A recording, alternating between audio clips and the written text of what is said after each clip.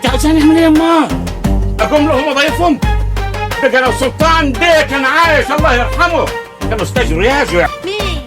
الحاج ابو القاسم ده النايب علي صاحب الطيب. حكاية نص فداني، الحكاية دي مش سهلة عند العزايزة وانا فهمتها لك ورفيع بيه قالها لنا وما نكرتها. انا كان بيني وبين نفسي بدأ ربنا انه ما يفارقنيش لانه ابني برضه.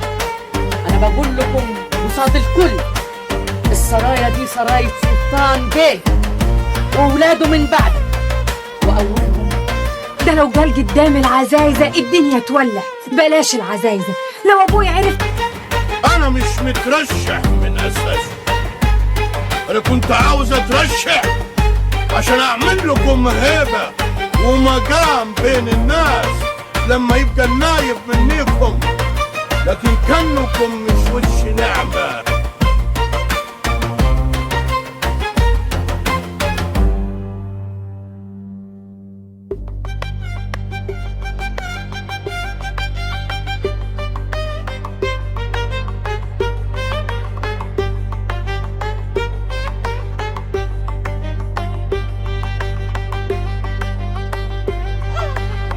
ايش عرفني؟ امال لو ما كنتش انا اللي اعرف مين اللي هيعرف.